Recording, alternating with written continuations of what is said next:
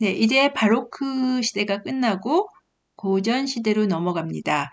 이권 교재를 가진 사람들은 두꺼워갖고 교재가 두꺼워서 놀랐겠지만 이번 학기에는 그 중에서 고전 시대까지만 다루고 다음 학기에 낭만과 20세기로 넘어가요. 그러니까 다음 학기까지 사용할 교재입니다. 고전 시대 1750년에서 1820년까지라고 되어 있어요. 물론 이 연대는 가변적인 것이죠. 우리가 보통 바로크를 1750년까지 잡았는데요. 누가 사망한 연도죠? 바로 요한 세바스찬 바흐가 사망한 연도죠. 물론 바흐가 사망하면서 갑자기 고전음악이 시작되었다. 이거는 아니죠. 이미 1700년 경부터 이제 새로운 흐름이 시작되고 있었어요. 근데 이제 만개를 하게 되는 거죠. 우리가 나중에 살펴보겠습니다. 그리고 1820년은 보통 베토벤의 후기 음악을 잡고 있어요. 그러니까 바흐, 베토벤 이렇게 생각하면 되겠어요. 이 시대의 음악이 이 1750년에서 1820년, 70년 정도에 해당하는 짧은 시기이지만은 전후의 바로크 음악 그리고 낭만 음악과 구분되는 특징이 있기 때문에 고전 음악 이렇게 부르고 있습니다. 이 시대를 다룰 겁니다. 교재는 이렇게 됐어요. 14장에서는 고전시대의 개관을 오늘 다룰 거고요. 15장은 성악음악, 여기에는 리트, 우리가 잘 아는 리트도 포함되어 있고 16장은 실내악인데 실내악과 피아노 음악, 그리고 17장은 오케스트라 음악으로 교향곡과 협주곡 이렇게 이 안에 있어요. 그러니까 이렇게 보니까 16장, 17장이 다 기악음악이죠. 그러니까 이전에 비해서 기악음악의 비중이 커진 것을 알 수 있습니다. 네, 오늘은 14장 고전시대의 개관, 고전시대 배경이죠. 배경에 해당되는 거지만은 굉장히 중요한 내용들을 담고 있습니다. 우리가 고전시대 하면은 교재의 두 가지 측면으로 생각할 수 있다 이렇게 되어 있어요. 클래시컬 피리어드 고전 시대면 클래시컬 하면은 클래시컬 뮤직 하면 우리가 보통 뭐 클래식 음악 이렇게 얘기하잖아요. 그 뭐 대중음악과 반대되는 의미로. 사실은 근데 이 클래식 음악이란 말이 의미를 따져보자면 사실은 굉장히 정의하기가 쉽지는 않아요. 클래시컬이란 말의 사전적 의미는요. 우리나라 말로는 고전이죠, 고전. 고는 오래됐다. 전은 어떤 전형이 된다. 모범이 된다. 사전할 때의 전이에요. 라틴어에서는 클래시컬이라는 말은 클라시쿠스라 그래갖고 계급의 의미가 있었어요. 그러니까 뛰어나다는 소리죠. 그러니까 오래되어야 되고요. 오래되고, 그러고, 질이 뛰어난, 모범이 되는 예술작품, 이런 뜻이에요. 그러니까 옛날에 작곡되었는데, 사람들이 계속해서 기억하고, 연주를 자꾸 하고, 자꾸, 또 미술작품이면 자꾸 보고, 또 문학작품이면 자꾸 읽고, 그러면 고전이 되는 거고, 옛날에, 작곡되었다고 해도, 이렇게 기억이 안 된다면 고전이 아닌 거죠. 예를 들어서 셰익스피어가 영문학에서는 고전이다 이렇게 얘기하고요. 심지어는 나는 게임에 대해서는 잘 모르지만은 게임계에서는 고전이다 이렇게 얘기할 수 있나요? 어쨌든 이런 의미, 오래되고 모범이 되는. 그래서 1755년 빈켈만이라는 예술사학자가 예술에서 고전을 얘기하면서 뭘 얘기했냐면 고대 그리스의 예술이 고귀한 단순성과 고요한 위대성을 지녔다. 그래서 고전이다라고 얘기했어요. 또다시 그 고대 그리스 얘기가 나오죠. 그래서 그리스 예술을 고전이다. 고전 예술이라 했어요. 뒤이어서 1834년에는 그러면은 키제 베터라는 음악학자가 음악에서는 모차르트를 중심으로 하이든, 베토벤의 음악이 이러한 고대 그리스 예술의 이상과 부합하는 음악을 만들었다. 그래서 고전음악이다라고 얘기했다 그래요. 그래서 고대 그리스 예술이 나오는데요. 그 이상이 뭐냐 하면은 하나 예를 들게요. 황금 비율이란 말이 나옵니다. golden means 황금 비율 이런 말 많이 쓰죠. 황금 비율이다. 고대 그리스의 건축을 보자면은 이제 이게 뭐죠? 고대 그리스의 파르테논 신전이 있죠. 그래서 보면은 가로 세로 비율이 1대 1.618이라고 그럽니다. 그리고 이 밀로의 비너스를 보면 이건 약간 억지인 것 같은데 배수검을 중심으로 상체와 하체가 1대 1.618 골든 황금 비율 골든 민스라고 그래요. 무슨 말이냐면은 이 비율이 가장 안정적이고 보기에 또 아름다움을 주고 그런 비율이다. 그리고 이렇게 이게 달팽이에서 자연이나 나뭇잎이나 이런 데서 많이 발견된다는 그런 비율이다. 라는 주장이에요.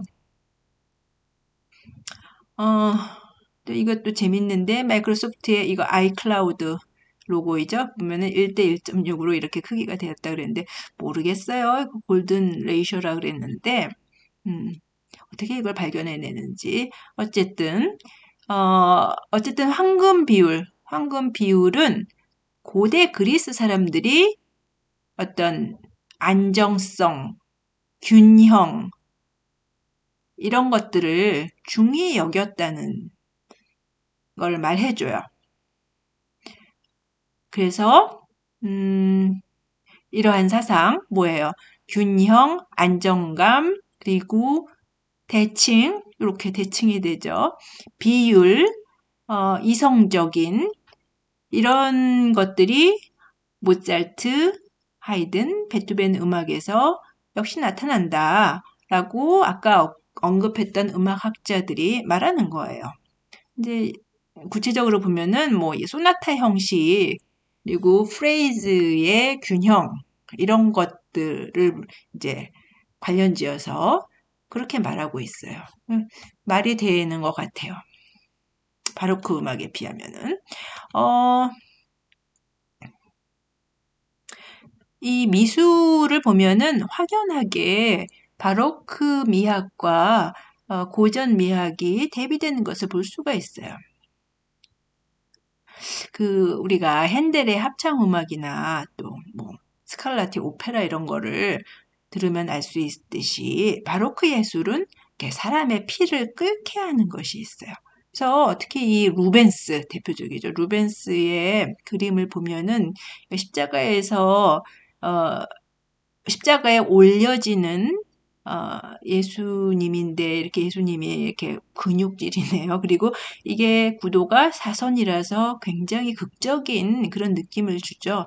사람들이 이 사람도 그렇고 다 굉장히 극적인 지금 형태고 다 움직이고 있어요. 이렇게. 꾸불탕꾸불탕한 선으로 화면 전체가 마치 움직이는 것 같은 이러한 모습이에요. 그런가 하면은 1787년 이 자클루이 다비드는 신고전주의 미술가로 유명한데요. 제목은 소크라테스의 죽음. 그러니까 소재 자체도 소크라테스가 이 사약을 마시고 죽잖아요. 근데 이제 제목 자체도 소재 자체도 그리스의 역사에서 따왔지만은 이 선들을 보면은 이 사람에 비하면 훨씬 더 단정하고 정돈되어 있고 그렇죠. 뚜렷하고 그다음에 구도를 보면은 수평과 수직이 이렇게 조화를 이루고 있고 건축을 보면은 더 뚜렷한데 우리가 익히 잘 알고 있는 바로크 시대의 이 화려한 장식과 꾸불탕꾸불탕하고 아주 화려한, 웅장한 이러한 건축과 칠레 장식. 근데 여기는 우리가 잘 알고 있는 덕수궁의 석조전인데요. 우리가 아까 본 파르테논 신전처럼 이렇게 좌우 딱 균형이 잡혀 있죠. 그리고 이렇게 열주들이 쫙 늘어서 있어갖고 정돈되어 있고 이렇게 수직적이고 수평적인 것이 강조되어 있고요. 단적으로 바로크적인 경향과 고전적 경향을 구분해주는 모습입니다. 네, 우리가 지금 본 것이 그 보통 명사적인 고전 예술, 고전의 특징이라면은 두 번째로는 고유 명사에 해당된다고 볼 수가 있어요. 특히 고전 음악이라 그러면 1750년에서 1820년의 사이의 시대의 특정한 음악 양식을 이야기할 수도 있어요. 그래서 이 보통 명사와 구분하기 위해서 특히 비엔나 고전주의, 비에니스 클래시시즘, 비엔나 고전주의 음악이라고도 합니다. 그러니까 비엔나는 당시 서유럽의 18세기 말, 거의 200년에 걸쳐서 서유럽의 중심이었어요. 지금 뭐 오스트리아의 수도 비엔나, 오스트리아 같이 작은 나라가 아니고 합스부르크 헝가리 제국 해갖고 이 합스부르크 일가의 황제, 예를 들면 이 시대에는 마리아 테레제 여제 대표적인데 혼맥을 통해 갖고 권력을 창조하면서 서유럽을 떵떵거리며 지배하고 있었어요. 그래서 음악을 하려면은 어디로? 음악을 하려면은 지금의 서울로 가는 게 아니고 비엔나로 갔어요. 이 세 사람이 비엔나에서 같은 시기에 있었던 적이 있어요. 겹치는 시기가.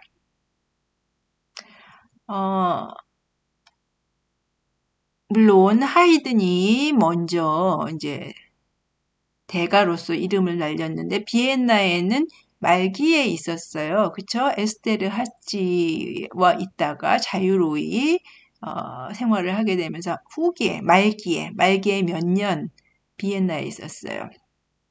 근데 모차르트는 계속 이제 거의 비엔나에 오래 있었죠. 모차르트는 이제 너무 이제 일찍 사망했지만은 이 두 사람은 서로 존경을 하면서 영향을 주고받았어요. 하이든도 대선배이지만은 이 후기에 모차르트의 영향을 받았어요. 그래서 모차르트는 당연히 하이든의 영향을 받았고요. 베토벤은 모차르트보다 14년 후배예요. 14년 늦게 태어났는데 처음에는 이제 독일에 있다가 본에서 있다가 한 15살 경에 이제 비엔나로 나오거든요. 그래서 처음에는 비엔나에서 대가 하이든한테 배웠어요. 그리고 모차르트도 만났어요. 그래서 피아노를 치니까 굉장히 칭찬을 했어요. 근데 바로 모차르트가 이제 일찍 사망해버리죠.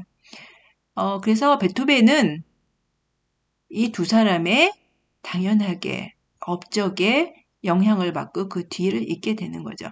비엔나에 가보면 이 세 사람이 살았던 곳, 잠시라도 몇 달이라도 살았던 곳, 활동했던 곳곳에 팻말이 붙어 있어요. 그래서 그것만으로 여행 상품이 되고 있어요. 모차르트 뮤지엄도 있고 하이든 뮤지엄도 있고 그래요.